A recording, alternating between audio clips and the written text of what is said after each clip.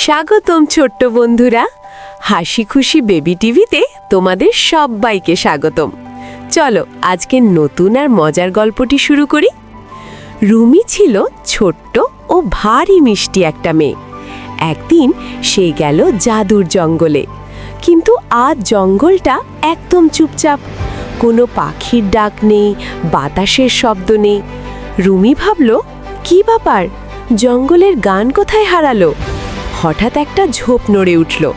ঝোপ থেকে বেরিয়ে এলো ভোলু।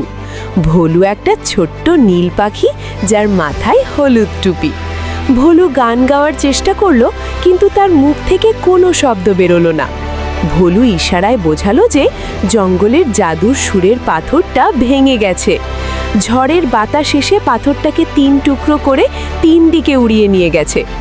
রুমি বলল, ভয় পেও না ভোলু, আমরা ওই টুকরোগুলো খুঁজে আনব। রুমি আর ভোলু এগিয়ে চলল।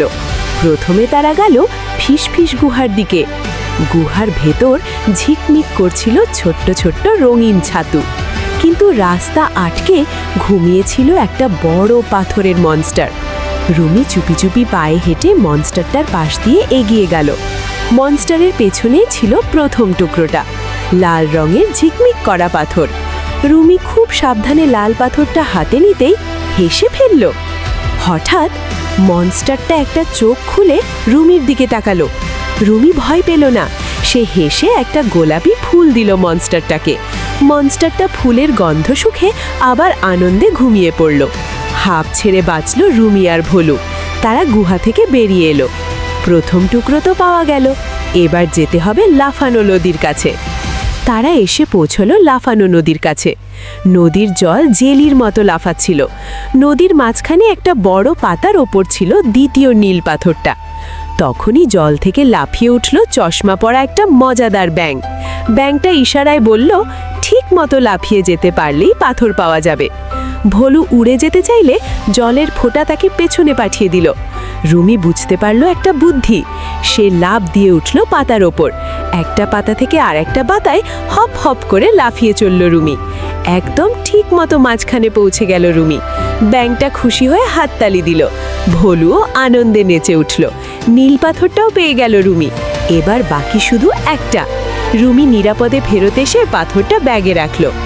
এবার তাদের যেতে হবে হাসি খুশি পাহাড়ের কাছে। পাহাড়টার কাছে গিয়ে তারা দেখে পাহাড়টার একটা রাগী চেহারা আছে, আর ওই পাহাড়ের নাকের ডগায় আটকে আছে শেষ সবুজ পাথরটা। কিন্তু পাথরটা অনেক ওপরে। তখন ভোলু একটা বড় পালক খুঁজে পেল। পালকটা নিয়ে রুমি পাশের বড় গাছটায় তরতর করে উঠে পড়ল।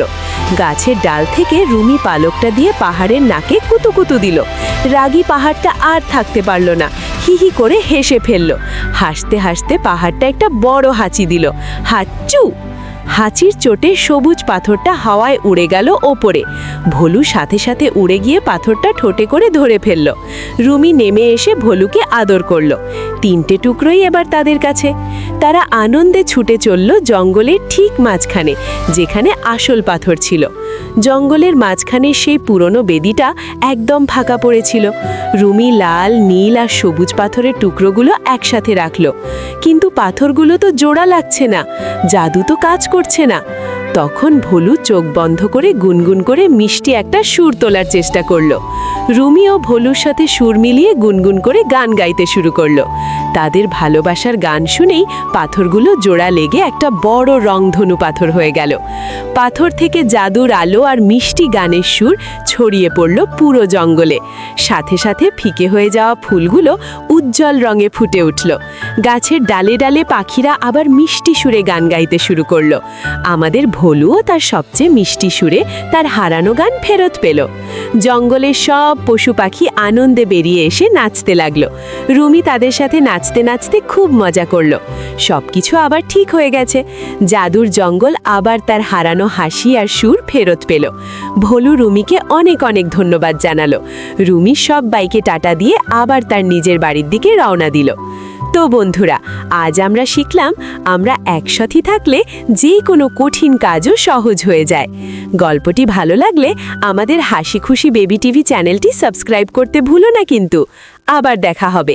টাটা।